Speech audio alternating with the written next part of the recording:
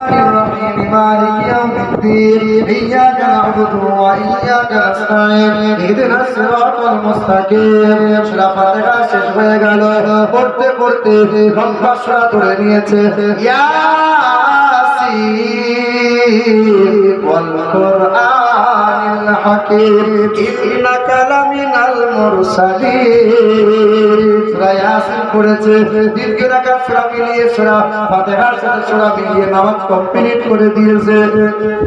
মসজিদে যে সভাপতি কেউ তো সবের মতো এরকম ভাবাচ্ছে বলে কি বাবা বলে আমি হলাম মসজিদের সভাপতি। কেশিয়ারের দাদুর নাম ছিল হাকিম, কেশিয়ারের বাপের নাম হলো মুরসালিন, কেশিয়ারের নাম হলো ইয়াসিন। তো সব নাম ওদের হবে, আমার নাম কই কই বলে ইয়াসিন ওয়াল কুরআনিল হাকীম ইন্নাকা লামিনাল মুরসালিন। ওর দাদুর নাম হাকিম, ওর বাপের নাম মুরসালিন, ওর নাম হলো ইয়াসিন। ওর 14 গোষ্ঠীর নাম নামাজে হলো, আর আমি হলাম সভাপতি। তো আমার নাম কই? ইমাম সাহেব বলছে বাবা তোমাদের মসজিদ তোমরা চালাও বাবা, আমাকে তোমরা ছেড়ে দাও, আমি আর ইমাম করবো না। এই বাবা ইমামদেরকে ভালোবাসে না, হ্যাঁ ইমামদের মর্যাদা দেবে। মুসলমান সোনার প্রভু বন্ধুরা আমার, এই বাবাজিরা ভাইরা আমার, মিথ্যা কথা বলবেন না। মিথ্যাতে মুনাফিক হয়, যে মুনাফিক হয় তার মুখ দুই মুখ হয়, দুই মুখ কথা বলে, মুনাফিক হবেন না। কাফেরদের জাহান্নামের তলদেশে মুনাফিকদের জায়গা হবে। ইসলামের সবচেয়ে ক্ষতি করেছে তারা, ইহুদিরা নয়, খ্রিস্টানরা নয়, জালিম বেঈমানেরা নয়, নাসারারা নয়, এই নামদারি দাড়িওয়ালা টুপিওয়ালা কিছু নামদারি মুনাফিক মুসলমান যারা। বাবারা ভাইরা আমার, বন্ধুরা, এই বামুনগরের ছেলেটা আমাকে জিজ্ঞাসা করে বেদে আছে এমন কথা যিনি অষ্টগুণে গুণান্বিত হবে, ইন্দ্র যৌনা উপস্রোতের সাথে পৃথিবীর জমিনে মানব জাতির কল্যাণ কর্তা জগৎগুরু হয়ে আসবেন তিনি। তিনি ভাবেন বিশ্বের মহান নেতা, একটা মিথ্যা কথা বলবেন না। তিনি ভাবেন সত্যপ্রিয়, তিনি ভাবেন সত্যবাদী। নিজের চিন্তা করবেন না, সংসারে মায়া চিন্তা করবেন না। সংসারকে উজাড় করে দেবেন, ছেলেদের বাপমাকে উজাড় করে দেবেন। নিজের জন্য উন্নতিকে ভুলে যাবে না। তিনি ভাবে জানাবে মুহাম্মদুর রাসূলুল্লাহ। এই বামুন বলেছিল আমাকে জিজ্ঞাসা করছে হুজুর নবী মুহাম্মদ দেখতে কেমন ছিল? নবীজি দেখতে কেমন ছিল? বামুন ঘরের ছেলেটার মনের প্রশ্ন থাকে দৈহিক গঠনটা কেমন ছিল একটু শোনাবেন। বামুন ঘরের ছেলেটাকে আমি শোনাইছিলাম, শোনো বাবু, আমার নবী মুহাম্মদুর রাসূলুল্লাহ সাল্লাল্লাহু আলাইহি ওয়াসাল্লাম তার কাছে কত লম্বা ছিল না, আমার নয় খুব পেটেও ছিল না।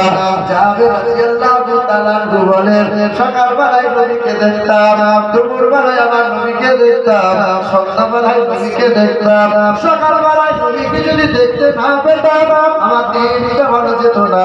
সন্ধ্যাবেলায় নবীর পবিত্র বাণী যদি শ্রবণ না করতাম আমার হাত ভালো যায় না। বারবার নবীকে দেখে একবার দেখার পরে বারবার দেখতে মন চায়। আমার নবীজির চেহারা লাইট গোলাপি রঙের ছিল, আমার নবীর চেহারা চাঁদি দিয়ে মোড়ানো ছিল।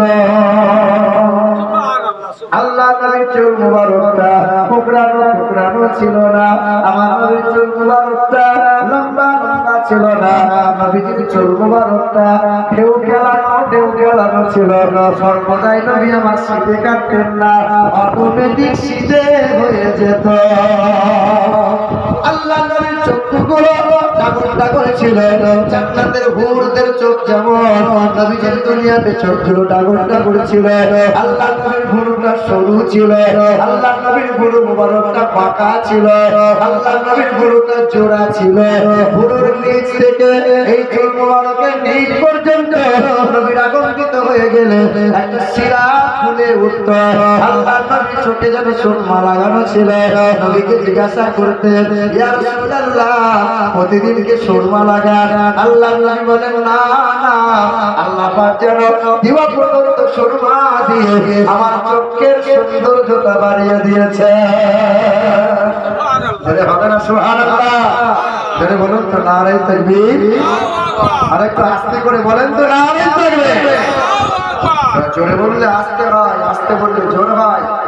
সকলে মহাব্বতে বলেন নারে তাকবীর, নারে রিসালাত, মাসলাকে আলা হযরত উলামায়ে আহলে সুন্নাহ, আল কোরআনের আলো, আল হাদিসের আলো, সুন্নিয়াতের আলো।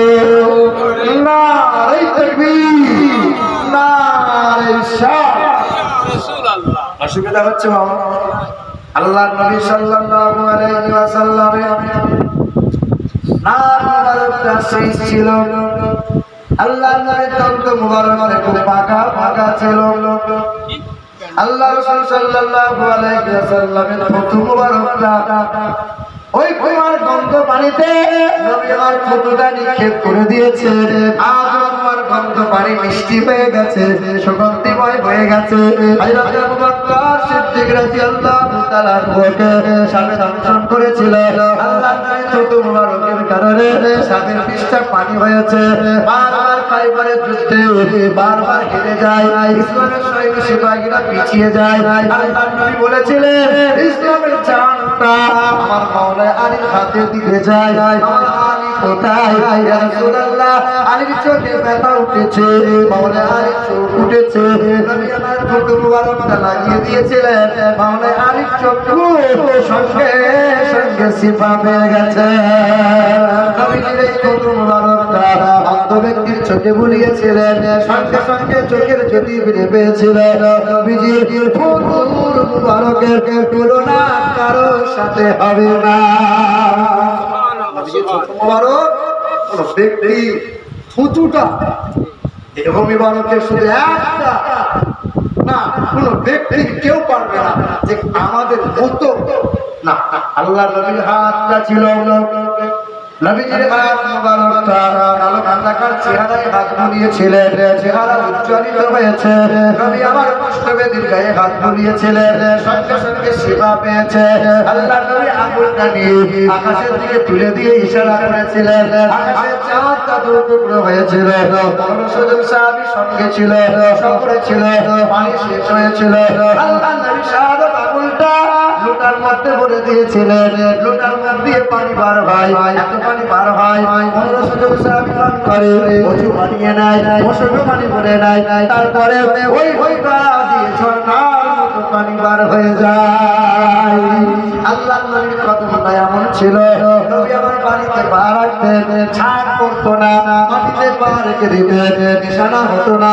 আল্লাহ নবী পায়ে পা দিতেন, সঙ্গে সঙ্গে নবীর পা মুবারকের নিশানা পড়ে যেত। এমনি ঘরের ছেলেটার দিকে তাকিয়ে দেখি, আমার বামুন ঘরের ছেলেটা চোখে পানিতে চলচল করে। ওই বামুন ঘরের ছেলেটার সামনে এসেছিল, আমাকে বলছে হুজুর আমি আপনাকে একটা জিনিস দেবো, আমি আপনার কাছে একটা জিনিস চেয়ে নেবো, বলেন হুজুর দেবেন?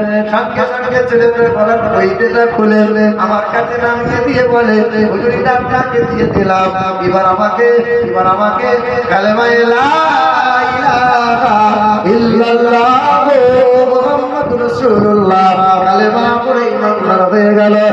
কালিমাটা বাংলা এসে গেল, কালিমাটা তাকে দিয়ে দিলাম। তামন করে ছেলেটা নবীকে মহব্বত করে নিয়েছে, কুরআন মুখে নিয়েছে। আমরা মুসলমান যারা না পেরেছি নিজে কুরআন পড়তে, না পেরেছি নবীজির মহব্বত করতে। সুবহানাল্লাহ। পেরেছি, আমরা পেরেছি। আপনি তো কোরআন পড়া জানেন না, কোনোদিন মনে হলো না আল্লাহর কালামটাকে একটু হাত বুলাই, এটা আল্লাহর কালাম? কোনোদিন মনে হলো না আল্লাহর কালামটাকে একটু বুকে নিয়ে একটু চুমা দিই? কোরআন পড়া তো জানেন না। একটা গরিব মানুষ ছিল জানেন, সকাল সন্ধ্যা মসজিদে ঝাড়ু মারত। আপনার গ্রামে মসজিদ ঝাড়ু মারে কারা? Master doctor? এই যে আপনার গ্রামে কোনো মানুষ মারা গেলে কবর জায়গায় কবরে মাটি খুঁড়তে যায় কারা? আরে ওই জন্যই তো আমার নবী বলেছিলেন 500 বছর হয়ে টিকে থাকতে হবে ধনী লোকটাকে, 500 বছর আগে হাসতে হাসতে গরিব মানুষ জান্নাতে যাবে বলে সুবহানাল্লাহ। আর আপনার গ্রামে 3টে কাজ বারবার করে থাকি। আপনার গ্রামে যারা কবরে মাটি খোঁড়ে ও ভালো কাজ করে, 3টে কাজ আবার মনে করিয়ে দিই, 3টে কাজ করিয়েন না। কবরে মাটি যারা করছেন ভাই, এই হাঁটুর উপরে কেমন করে কেঁচা মেরে কবরে মাটি খুঁড়িয়েন না, এটা হারাম কাজ। কবর টাকায় বসে গান গান গল্প করিয়েন না, হাসি ঠাট্টা করিয়েন না, এটা নিষেধ আছে। কবর টাকায় বসে খাবার খাইবেন না, খাবার খাওয়ার প্রয়োজন আছে কবর টাকা থেকে বেরিয়ে যান। ওখানে দাদু আছে, নানা নানি আছে, চাচা চাচি আছে, কত আত্মীয় স্বজন গ্রামবাসী আছে, কত মানুষ কবরে শুয়ে আছে, খাবার পাইনি 6 মাস হয়ে গেল, 6 বছর হয়ে গেল, খাবার খাচ্ছেন আপনি, আপনার মনে হলো না আমি আপনি সেই মুসলমান কাঁধে করে লাশ কবরে শুইয়ে রাখলাম, যে মানুষটাকে কালকে গল্প করেছি ওই মানুষটা জানাজা পড়ে এলাম, যে মানুষটার সাথে একসাথে খাবার খেলাম ওই মানুষটাকে কবরে শুইয়ে এলাম, কিন্তু একবার মনে হলো না না জানি আজকে কথা বলছি কালকে আমার ডাক করে যেতে পারে। হ্যাঁ, একজন গরিব মানুষ সকাল সন্ধ্যা মসজিদে ঝাড়ু মারে আর সকাল সন্ধ্যা নিয়মিত কোরআন হাত বোলায়, পড়া জানতো না কিন্তু বারবার হাত বোলায়।